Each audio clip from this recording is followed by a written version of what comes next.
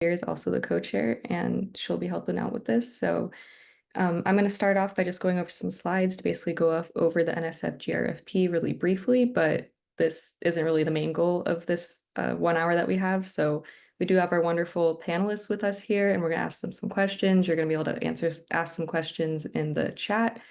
We did get some through the form, so thank you to those of you who already gave us some questions. But yeah, feel free to put any questions you may have in the chat at the time while I'm speaking, and I'm going to get started.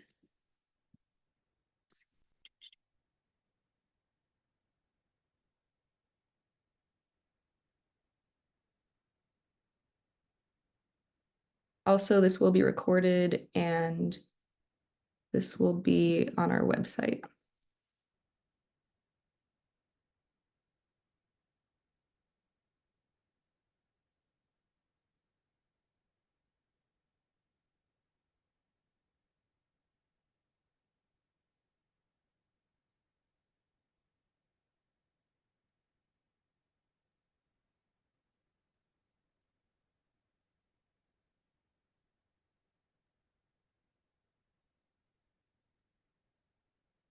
Okay, is everyone able to see that?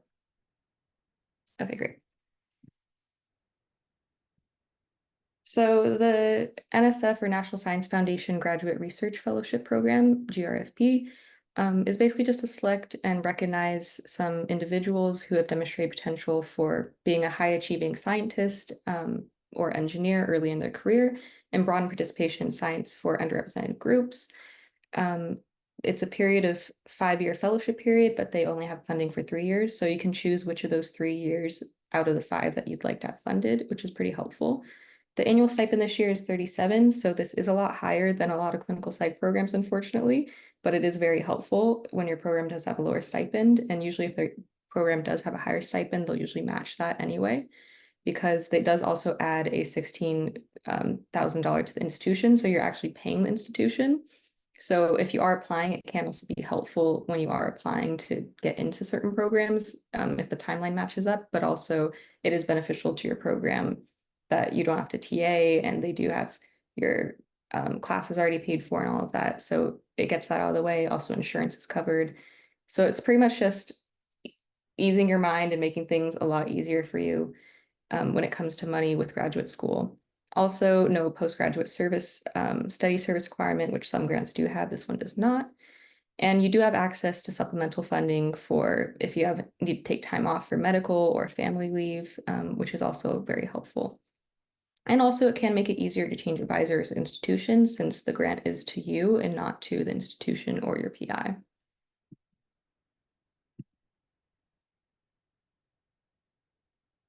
Some things to consider: you're preparing an application, not a proposal, so you don't actually have to do what you propose. They're not going to be keeping track with you as maybe some NIH grants might. And you are the awardee, not and the applicant. So it's basically funding you rather than the proposal. Whereas some grants you're thinking, oh, I really want this specific project to get funded. You're more thinking, I want myself to get funded. So you're trying to think, how can I show them with my research proposal that I can come up with an idea, but they aren't necessarily funding that exact project. They're just trying to see that you can come up with a succinct project, and that they're mainly funding 50% or more of it is just, how is your personal statement? How is your CV? And how are you as a scientist? And have you shown that you have the experience to back up that you will be a future successful scientist? It is this year, the deadline is October 18th at 5 p.m. Please don't be applying to where you have to look at the time zone, but it is at 5 p.m. your local time. And it's US citizens, nationals, permanent residents. Unfortunately, you cannot do this if you are international. And you may apply unlimited times as an undergrad or bachelor. So as long as you haven't started a graduate program, you can apply as many times as you like. But once you have started a graduate program, including masters, you can only have 1 year before the year you're applying. So say you have 1 year and then the second year you would be applying in October. That's the last time you can apply. But if you do apply the first year of your graduate program, you cannot apply again the second year. And you can register now here.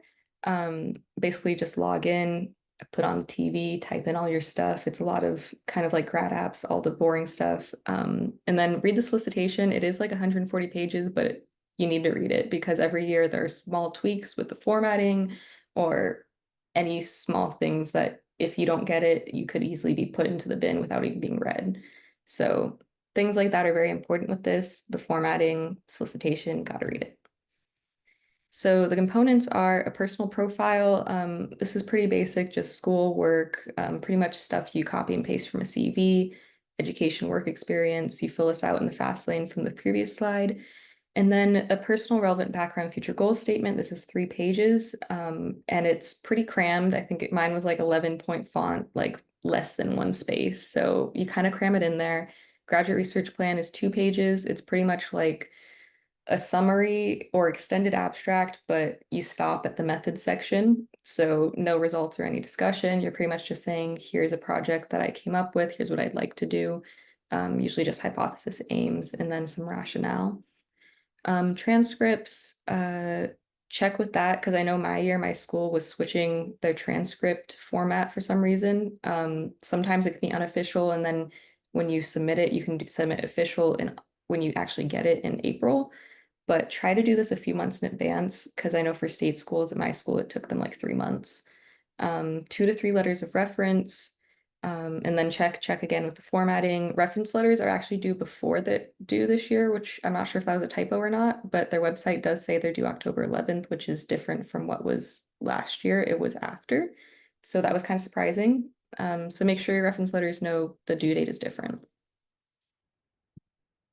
So the issue with clinical psychology and why we're having this webinar is that they're technically not allowed to um, fund clinical research. But in 2016, they did say that you can fund clinical psychology PhD students. Um, so there are some workarounds that you got to do if you're going into a clinical psych program. So here's a solicitation kind of saying it. They're basically skirting around the issue in their solicitation. So that's why we're here to explain it a bit more. Here's a website if you get any backlash. I know some people who have gotten backlash when they do get it, and then they have to say that they went to a clinical program and they kind of have to go back and forth with NSF or maybe their department. So if you ever need any backing up, here's a website you can look at and then show them the solicitation. But here's the subfields that you would be applying under. So you can choose any of these, and basically you can switch from any of these to any other psychology one. So even if you were in artificial intelligence and and wanted to switch to social, you could do that as long as you stay under the psych umbrella. So what you're going to do is apply under any of these except other, because if you're at other, you're just going to be put back into being reviewed to any of the other ones. So they'll give you the reviewers from one of these groups. Other is basically just saying, I don't want to put myself somewhere, so they're going to choose where to put you. So put yourself in one of these and aim your application towards applying to a PhD program in that application, or just towards science in that in one of these. And then you have to switch it to saying that you're actually in a clinical program later. So some ways to do this are, one, do the same population. Maybe if you do LGBTQ plus population, any marginalized groups, you can use that population by a different topic, or do the same-ish topic minus any clinical. So like for this, I do eating disorders, but I did weight stigma instead and made it social. So that's one way to go about it. Go rogue, but make it make sense. So you can just do something completely out of what you usually do, but you have to make it make sense with your experience as a scientist and kind of make it fit into your path of where you've been and where you're going. Be creative, there's endless solutions. This was actually kind of fun for me because you can really think, regardless of any funding or like actual issues, what would I think interesting? What would I want to do? So general tips, make sure you have compelling reason why you're studying what you're studying. Try to tell a story throughout the entire application. Try to match your personal statement with your research statement in the sense that it sounds like the same person is writing it. You don't want to make it sound like 2 different people are writing the application and the research. Look over examples, get as many eyes on your application as you can, especially people not in your field. You're not likely to get a clinical researcher reading this, or maybe even a psychologist. So if you have a bio friend, have them read it, see if it makes sense. Use of bold and italics, reviewers should see, they might only look at it for 30 seconds. So what sentences would you want them to read if they could get anything out of this paper? you don't have to research what you propose, so let your imagination go wild, but also be feasible to reviewers. So it shouldn't be so crazy that they're like, oh, you don't have an fMRI access at your university, so this doesn't make sense, stuff like that. If it's obvious, or if you can't get your population at the institution you're proposing, that's also kind of a red flag. You should be passionate about the project. It really makes it easier to write, and you could use it for a future project or your dissertation. So this could just be something that you could use later on, and it's kind of nice to get a jump start on these things. And make sure that you highlight your strengths and accomplishments to date. It might be uncomfortable to think of, or you might just sit down and think, I can't think of anything. Try to ask those around you, your mentors, your friends, and try to really think of what are some things I can write, even though you might not notice those things, as they're going on. And connect your personal statement again with your research statement. So here's an example. Don't use this, but it's basically just trying to give you an idea, and we'll have these slides available so you can look over it more. But it is helpful to see what this looks like, and to get more examples, you can ask people around if they're more in your subfield. It's kind of helpful to see how they go about this. But it shouldn't make sense for someone else. It should be so personalized that only makes sense for your application. Space is your biggest obstacle for the personal statement. Uh, and then you could add a small visual graphic, maybe to cut down wordy explanations. I'd usually just do this for research, but I've seen people do it for personal statements too. You'll need intellectual merit and broader impact, bolded headings for both. That's what they're looking for. And if they don't see that automatically, they will not read it. So that's what they're judging on the most. Number of abbreviated citations, straightforward as possible, and try to get rid of jargon or things that other people might not know without, or like abbreviations without explicitly explaining what it is. And then balance thoroughly explaining and then not having long wordy research statement. And then think of any critiques that they might have first on the feasibility and try to get ahead of that. Personal statement, same thing, space. Also intellectual merit and broader impacts. Tell a compelling story that ties in past experiences. Make it interesting. Make them want to have you in the field. And then try to make your path sound intentional. I had some engineering stuff and like other areas of research, so you kind of have to tie those all into what you're doing now.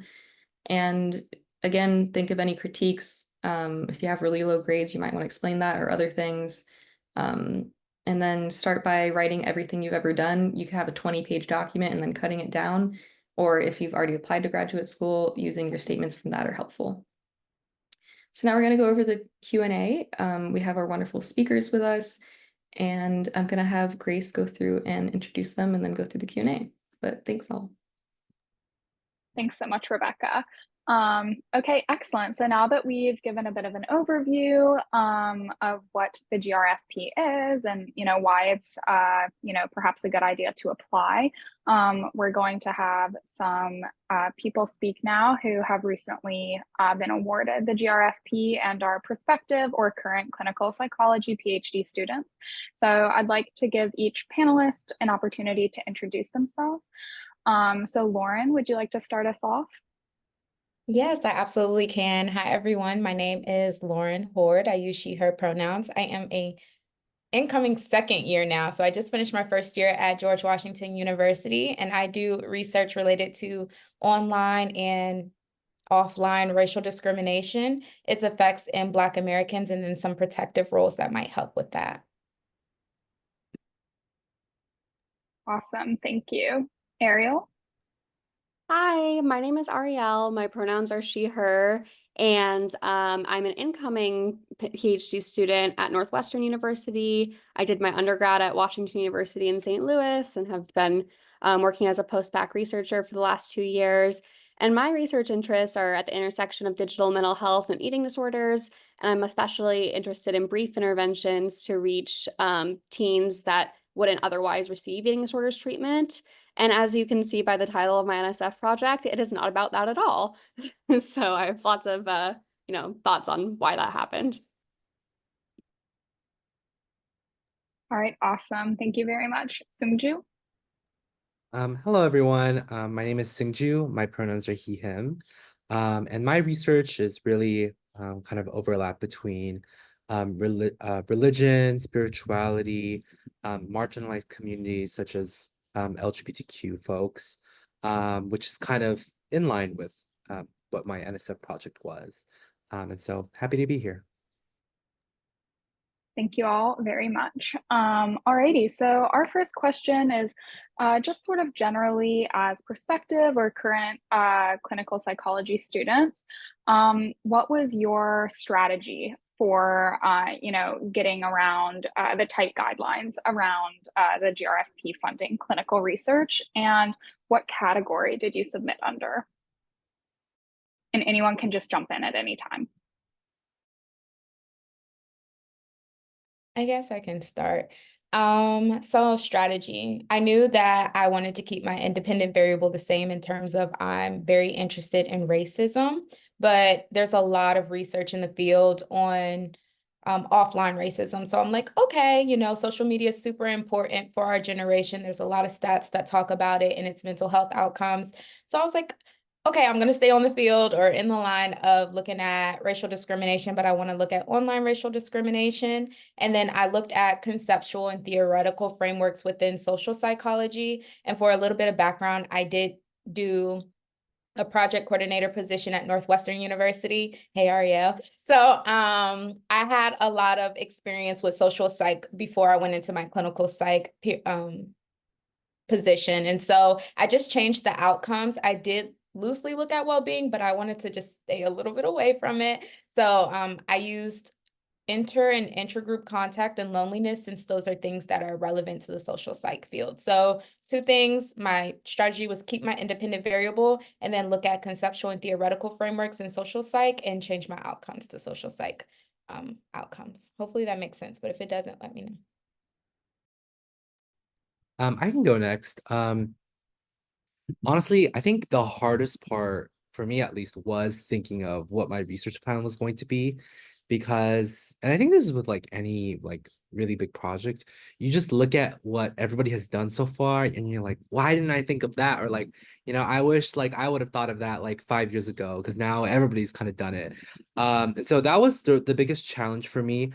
But I think what really helped was leaning into like, oh, what are my research experiences? Because I knew that it wasn't just an idea that I like was passionate about, but it had to be something that like, the reviewers would look and be like, oh, like he's had experience in this, and so therefore he could actually achieve it. And so for me, like I was really interested in family, specifically like Asian families. And so I thought like, there's a lot of research out there that already has established how important family is for anyone's well-being. And of course, among that subset, there's a focus on sexual and gender minorities, but even fewer are when we hear from parents themselves and not necessarily from the children.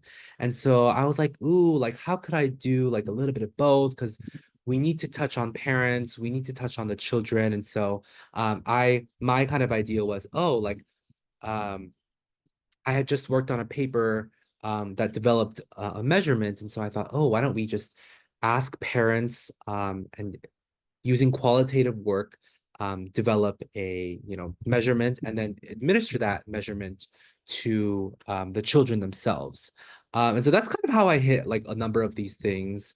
And I also definitely did not include well-being because I was too scared that they were going to be like, oh, this is clinical and you're out kind of thing. So I have a similar and different approach in that saying Judy. Sorry, social psychology, my bad. Thank you.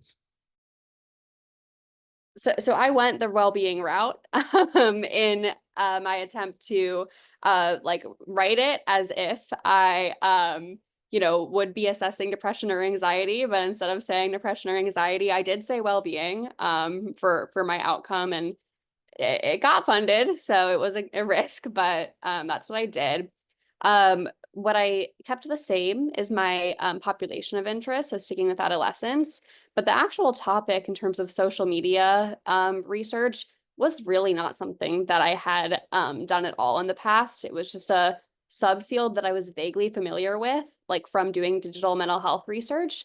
But one of the hardest parts, and what I think I spent the whole summer doing leading up towards the application, was like deep literature review, trying to understand like what questions in this field have not been asked yet, like where everyone is at. And so that took a lot of time. And then similarly to Lauren, I also grabbed onto a social psychology theory so that I could wrap all of my work around that. I chose self-determination theory and applied in the social psychology category with that in mind. So I think that probably was my saving grace, where by really putting it in the social psych theory, even though my outcomes were like leaning a little bit more clinical and ended up being okay. And then the other hard part was tying in, like in my personal statement, my past research experiences, which were all clinical research, into what I like want this project to be and like where I'm pretending my career is going to go. And I kind of tried to do that by thinking about broader takeaways from each of the projects that I had worked on previously. So like I would wrap up a paragraph and then really focus in on the science communication part of that project that I did, and then explain how I'm going to do something similar to that, like for my broader impacts with this NSF grant. So that's kind of how I approached it. All right, excellent. All of that is so helpful. Thank you. And so tying into that, thinking about how you discussed your past experiences, what experiences in particular do you think prepared you to be a competitive GRFP applicant, and that you would recommend, other people with similar experiences really highlight in their applications?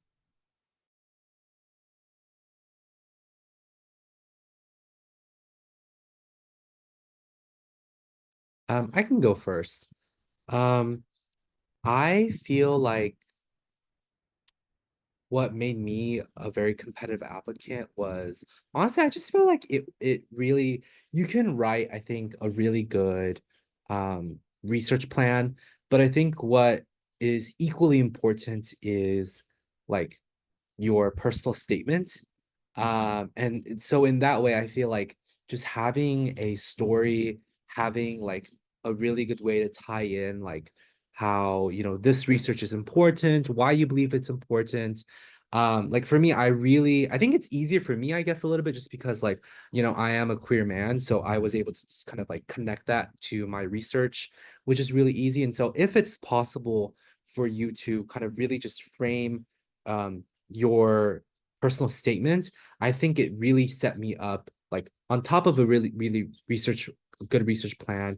You're able to position yourself as like, actually, and you know what, like I'm one of the only people who is qualified. Like I know what it is like to do this, and I have the unique kind of experience that would best, fit this project and everything. And so I think that really helped. Like I was trying to prove like, oh, I could only do this. Like this is something only I could pull off, essentially.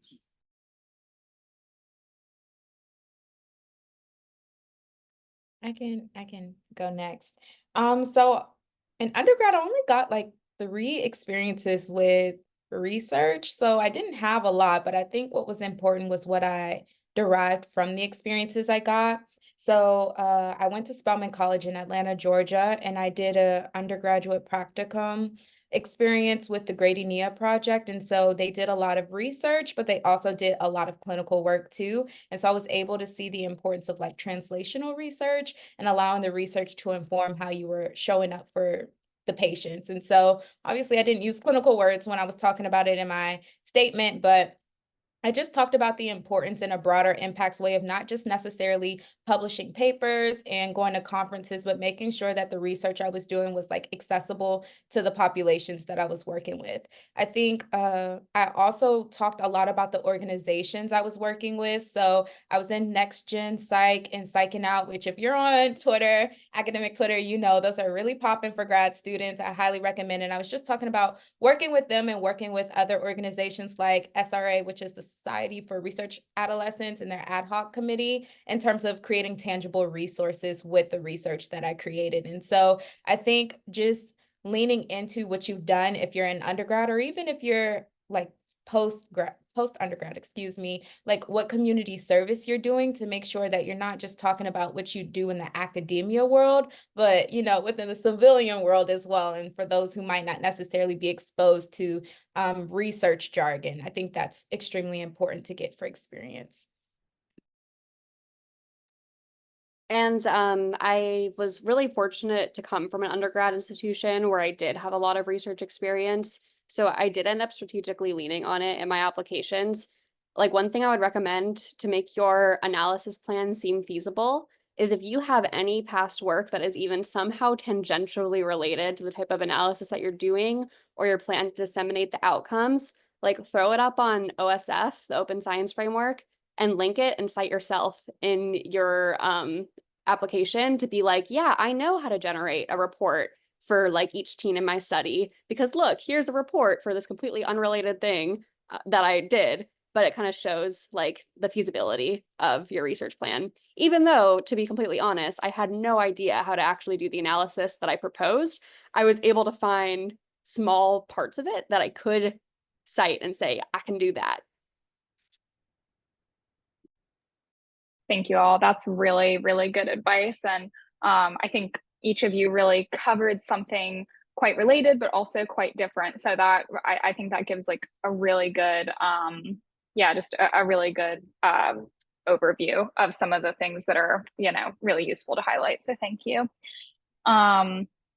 Okay, and as we, well, as many of us may know, people who submit their proposals do receive feedback from the reviewers, which can be really helpful sometimes. So I am curious, did any of you receive any reviewer feedback that you think would be helpful that you are willing to share with the group?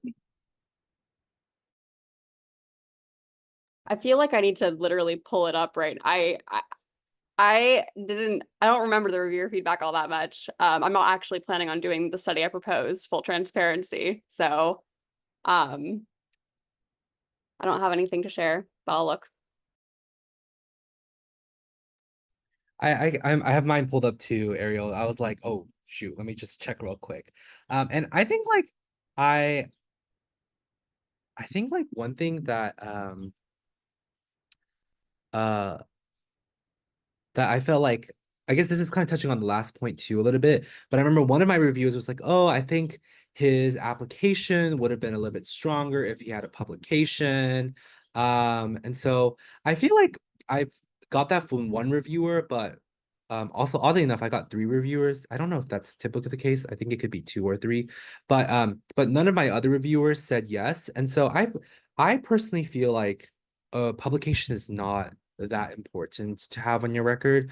I think as long as you, like for me, when I applied, I said I submitted something, or actually I was going to submit a paper. And I feel like just anything that you can kind of say that like alludes to, like, even if you haven't published anything yet, you can still reference that, like, oh, I'm going to, like, it's ready. Like, I think I said something along the lines of like, it will be submitted after the deadline for this NSF like proposal or something like that.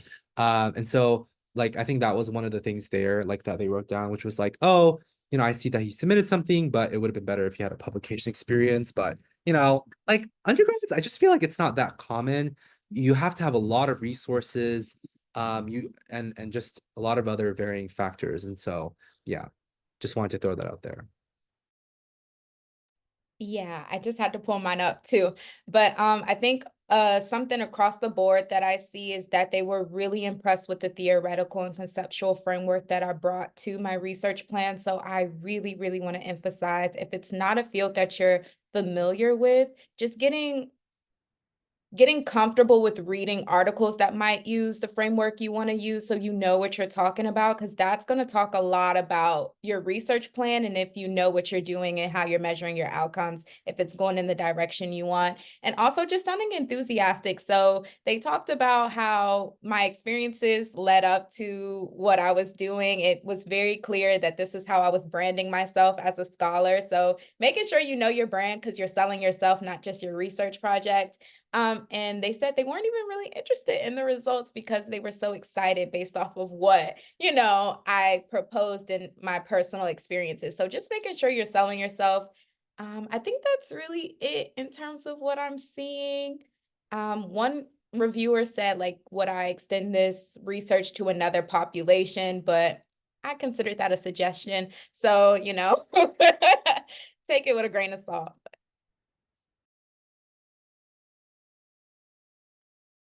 Okay, excellent. Thank you. That's really helpful. And something I would just like to throw out there is I'm sure many of us have seen on Twitter or heard from our friends, like reviewer feedback is very variable. I personally believe that the GRFP is absolutely something that is earned, and the people who are awarded it deserve that award 110%. And also, there is a lot of variability in just what, like, who is reading your application. And so sometimes people will put out like a really strong application, they will have all the background and everything, and they will just get a grumpy reviewer. And those things do happen. So I did just want to name that because we have seen that sometimes, and it can be, really confusing and really upsetting. So I just want to throw that out there as well. But thank you all for sharing some of the constructive reviewer feedback that you have received. That's really great to hear, and I think really helpful for people who are going to apply in the future. Okay, this oh, looks like Lauren has another comment. So please go ahead and read that in the chat. Okay, and so sort of related to your CV and putting things on your CV, for those of you who applied before your acceptance to a PhD program,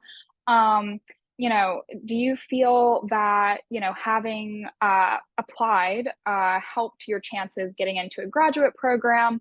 If so, how so? If you could just speak to, what that process was like for you, that'd be really helpful. So that was my situation, and I honestly don't think it made a huge difference. I think the handful of times that it would come up is in an interview that you get the question of, what's something that's not on your application that like you want us to know about. And that would be a little segue for me to go in and say, I haven't heard yet, but I did apply for the NSF GRFP. And that is a little bit of a good thing for them to hear, because it could mean that they don't have to pay for you to be their graduate student. So probably warms them up to the idea of accepting you a little bit. And then the one time I think it really did come up was one of the PIs I applied to was very interested in specifically like what I proposed in the GRFP. And I like sent him the grant because he just like wanted to read it. And I think, he was really impressed by my academic like writing and was able to see me kind of thinking as a scholar. But it's never something that I like went out and advertised thinking that it would give me a leg up. It was more just like if it came up, I brought it up. And part of that was because I knew that I didn't really want to do the study that I proposed. So I didn't want to pretend that I was going to do that. And that's what I wanted to spend my first year doing if that just like wasn't truthful. The biggest advice I give to people when especially if they know they're gonna apply to an NSF, is apply for every program that you don't think you're gonna get into. Like apply for ones you think you're gonna get into, like the ones that you feel like are a stretch, like just go for it. And the reason I say that is because I feel like having an NSF awarded to you kind of changes the tone a lot of times. And my biggest regret is actually, and I love the program I'm with, and I love my advisor. In case he's watching this, he probably won't be, but like I remember I got my NSF award, and at that point, like we found out pretty late this time. I don't know if that's true or not, but we found out in like late March or something like that. And that gives you very small time until like April or something, which is when usually a lot of graduate programs require you to, make a decision by to, contact people who who rejected you. So I only applied to 3 programs, but I reached out to people who I didn't apply for, and they were like, "Oh, you got the NSF award? Why don't you send me your personal statement and your CV, and I'll take a look." And so one of them was at like just really big, like great programs. And they were like, do you want us to get like an interview? And so I feel like you having an award really provides such a boost in the flexibility and agency and being able to do things you couldn't do. And so just because you feel like you're not going to get into a certain program, you know what, that's okay. Like once you get, maybe if you get an award, you can go back to them and be like, hey, like I just need you to be willing to like mentor me in this program because I have the funds and I can do it. Now, unfortunately, what happened was a lot of them were like, oh, like I just found out through the department chair that because you didn't apply, like I can't formally consider you. Like if you had applied, like that would be different. And so that's just my biggest advice. And I think it can help in applying for graduate school.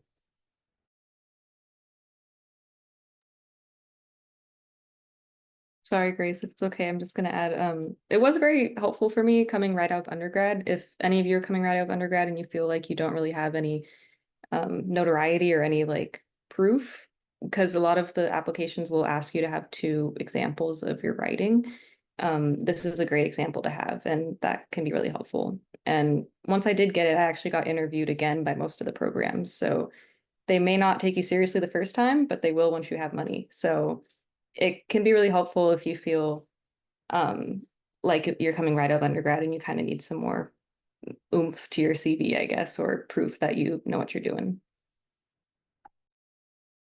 Yes, thank you. That's all really helpful. I have definitely, also heard that, from PIs and things, it can be, nice to see that students have experience applying for funding. It is a skill, grant writing, fellowship writing, these sorts of things. So I think some PIs, do like to see that you have experience doing that and that you have, yeah, you have the initiative to seek opportunities for yourself. Okay, excellent. Thank you all very much. Another question we had was, how early did you start preparing your proposal? And if you had to guess, like, how much time do you think you spent refining your proposal? How many people did you have take a look and give you feedback? Yeah, so for really the logistics of preparing, like if you could tell us a little bit about your process, we'd really appreciate it.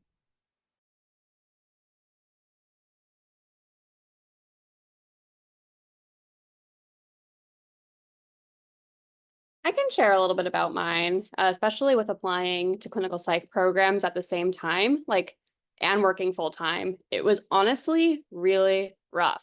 So I started early and I spent the like summer, like really right now, diving deep into like what I wanted my research question to be, spending a lot of time reviewing the literature. And I would say that I had a draft of my personal statement and my research statement by the end of August. And so that gave multiple people enough time to review it. And I had like probably 10 people look at the statement. I wanted a lot of feedback. And I would sort of do it in rounds where I would have 2 people look at it, incorporate their revisions, and then send an even better draft to the next people. And I would specifically have some people like, I really need your help with the analysis section. And you know how to do this analysis. So can you help me explain it correctly? Whereas like I would have like my like current PI help me with like the broader framing of the research proposal. So I started pretty early and had the draft done by end of August so that then September I could focus on my graduate school application. So I kind of had to like do a like weird timeline where I put away the NSF GRFP and picked up grad school stuff because they were so different for me. But for some people, it might be easier to use some of your personal statement from grad school in your NSF and vice versa. But for me, it wasn't, which made it really hard. I forget if that was all of your questions, Grace, but. I can go next. I will say I do not recommend this, but I think I took like 2 months. It was after I started my program, but I will say I did apply for the Ford Fellowship. It's discontinued now. I applied for that when I was going into grad school, so I used a lot of those materials and just kind of translated them over. It took me about 2 months. My advisor, I was really stressed. Like I lost a lot of sleep because I had to make up for time that other people had to plan things. The only good news was it was something that I was doing research on, so I was familiar with the field and I didn't have to make up for that part. But literature reviews are a lot and they're tedious, and you usually have 10,000 other things to do. So if you don't do anything else this summer, I would recommend just getting familiar with the literature on your topic. I did do an NSF work group with my peers, so that forced me to work when I didn't want to. And then I had a lot of people read over it. So kind of similar to Ariel, please let me know if I'm not pronouncing your name correctly. But I started out with people who were not in my field but were scholars, just to make sure they could understand what I was talking about. And then I went to my cohort. So my cohort like gave me recommendations in terms of making sure it still was like in the realm of psychology. Then I went to my advisor, and then I went to faculty that were in my program so they could give me feedback as well. And in that way, I wasn't wasting their time with little mistakes and grammar mistakes. And then also was just getting feedback on all levels. So I had a lot of eyes on it, but always intentional eyes, so that it was things that I knew would like help strengthen my application. Jumping off of what Lauren was talking about, so I, as I mentioned before, was applying for graduate schools. Thankfully, 3 programs, so I feel like that's very low compared to what most people applied for. But I really kicked myself in the butt because I knew I wanted to do the NSF, and I like started thinking of an idea in the summer, but I just had such a hectic summer. Like, life happens sometimes. I had like, 18 credits, and had a part-time job um during the weekday and weekend, and I was applying for grad schools as well. And so for me, I was just like, oh, like I'll get to it, I get to it. And so I actually wrote the whole application within 3 weeks. And those were the most, yeah, that was the most terrible 3 weeks of that whole year, because I stayed up till 5 a.m. for like 2 weeks straight. And then the last week I just completely just broke apart.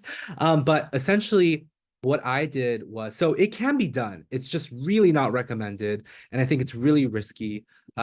My approach to this was, and I think this is what I was kind of sharing with some other friends who were asking for advice, is you need a mentor through this process. I think you need a faculty mentor, just at least one faculty mentor who is willing to review your draft and just shred it to pieces.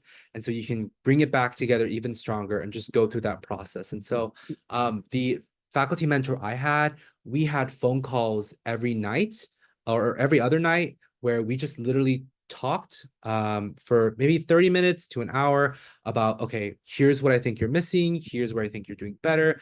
And so I was really crushing everything in. And so I think for me, the biggest advice I would give is definitely to start as early as possible. I think the hardest part is thinking about really kind of conceptually what your research plan is. And I think all of this, your research mentor, who hopefully has experience, and especially if they're going to be a reference letter, can really speak to, oh yeah, like, well, that's already kind of done in the field, so you should kind of do this. And so for me, that was so helpful. And ultimately, I think that really helped me kind of push through and get it in and stuff. And what's really great is I believe like the NSF is always earlier than any grad school application. So I just straight up copied and pasted my personal statement, just cut that into little pieces and then put it into a personal statement for graduate school. So yes. Excellent. Thank you very much. Alrighty. We have 2 more questions, and about, 10 more minutes. So we'll try to get through these next ones a bit quickly. But I see some questions coming in about letters of recommendation, and our next question is about letters of recommendation. So what advice do you have about selecting recommenders, and what information, aside from the solicitation and requirements for the letters, should the applicant give to their recommenders? Yeah, so I can hop on to this. Where do I want to start? I picked letter of recommenders based off of my experiences that I talked about in my personal statement, and also who could talk about the drive that I had to like look into things, for lack of better word. So I had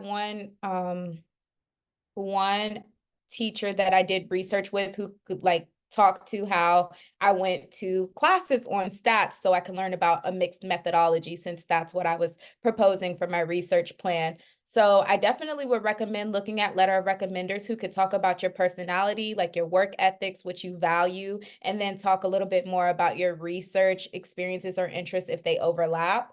That's how I picked mine. Grace, I do not remember what your second question was. I think it was something Yeah. related to like, what did we tell them? So I Yes, did have, exactly. okay, I had drafts somewhat together. When I told my letter of recommenders, like, hey, can you write this letter? Like, I told them I was interested, but when they were like, okay, let me know when you're serious in writing, I sent what I had and I said, this is what I want you to focus on in terms of like my intellectual merit and my broader impacts. I do want to emphasize that is what you're getting graded or like scored out of. So you need to make sure that your letter of recommenders can talk about that, because it will also add to the feasibility when they're talking about your application. So highlighting what specific parts you want them to look at within the statements that you're sending them, and then thresh out or like talk more thoroughly about within their letter of recommendation related to intellectual merit and broader impacts.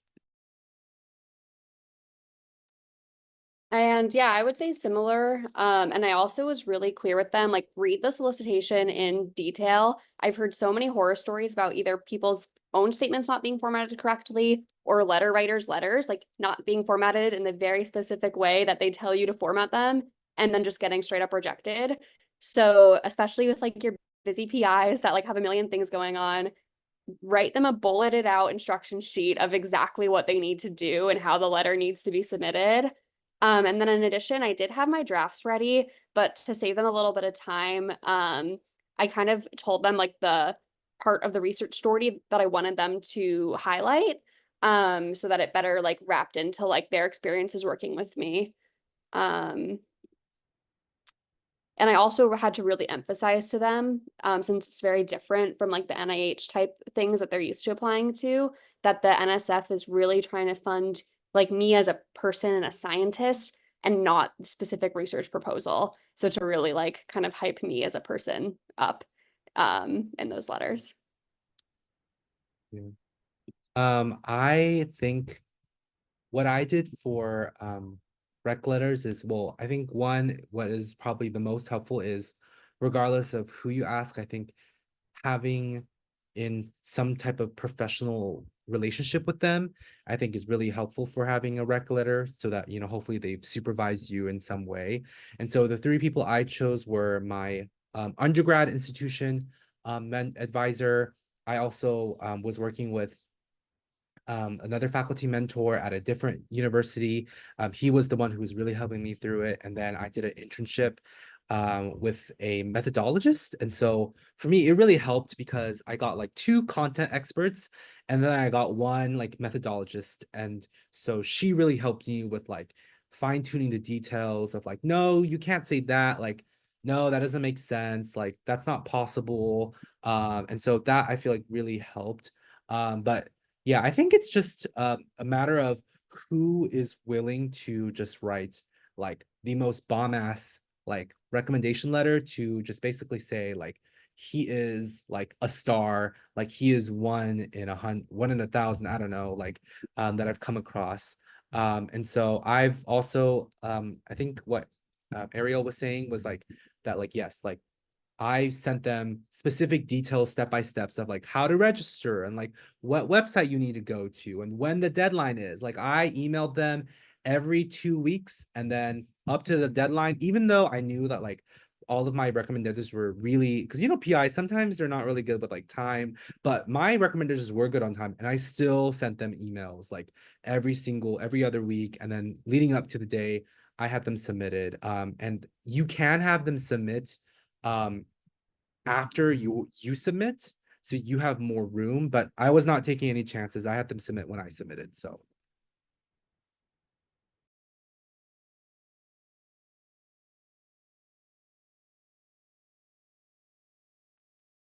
Okay, excellent. Thank you very much. And something else that I would like to say as well is that this is not quite about letters of recommendation, but in terms of getting assistance and mentorship on your application. Absolutely, I agree. Getting faculty perspectives on your application is so important, and also relying on the postdocs in your lab, relying on the other graduate students, even if those graduate students themselves were not awarded the GRFP, even if they just have experience applying, I think it's really worth talking to anyone who has any knowledge applying for this fellowship or even other fellowships. So really just, allowing the people who are around you who want to support you, I think is really, really important. Like, I would say a lot of people really do want to support more junior students and more junior scientists. So allow people to be there for you. And don't be afraid to ask for help, because the worst thing that can happen is someone's just like, I don't have the bandwidth right now. And that's totally okay. Okay, so we are coming up on the end of our session. So to close us out, I would just like to ask the panelists, if you could tell the audience, just one piece of advice that you really hope that they'll take home from today's session, what might that be?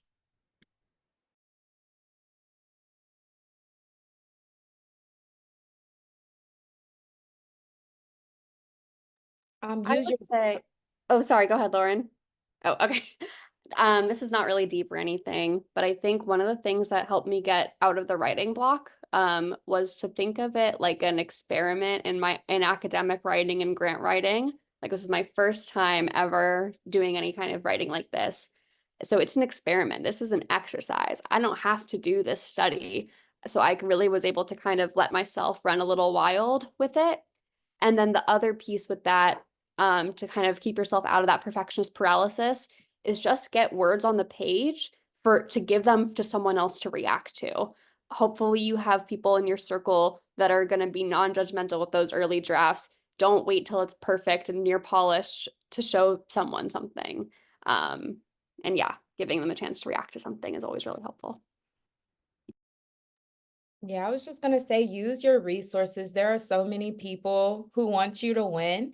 So I'm going to, after I finish talking, drop my email and my Instagram. I do post things for those who are in undergrad or interested in applying to graduate school, or those who are in grad school, to help with things like this. So you can find things on Make an Academic Twitter if you don't have one, or make some type of LinkedIn so you can talk to people, because there are a lot of winners who will look over your statements if you need feedback, who are like hosting things like writing groups to help out. Just use your resources. They are out there.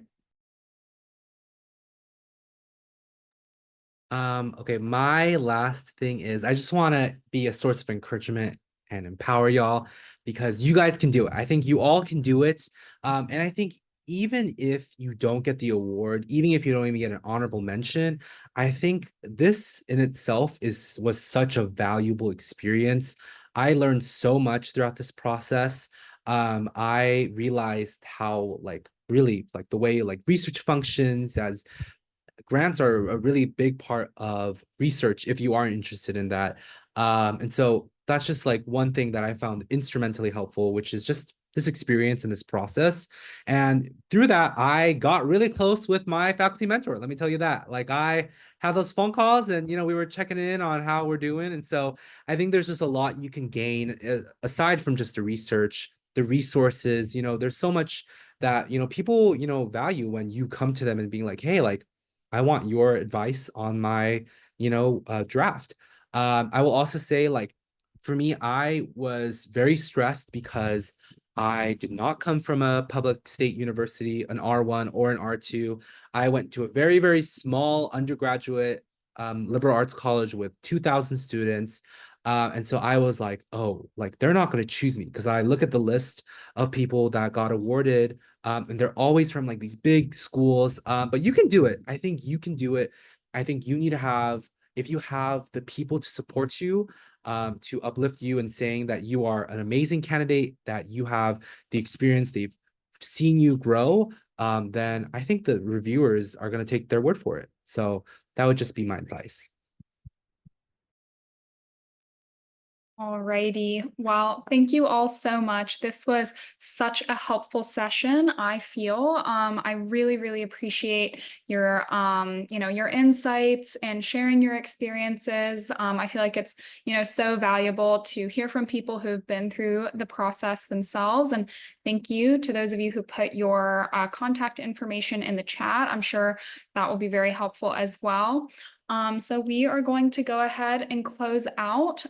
Thank you to everyone who, attended today. This recording will be posted on our website, and we invite anyone to please join the Student SIG. We put things like this on pretty regularly, and your support is what allows us to do that. So yeah, just thank you all very much. Rebecca, is there anything you'd like to say before we close out? No, just thank you all for your time and hope you all have a great day. Okay, thank you all very much. Bye.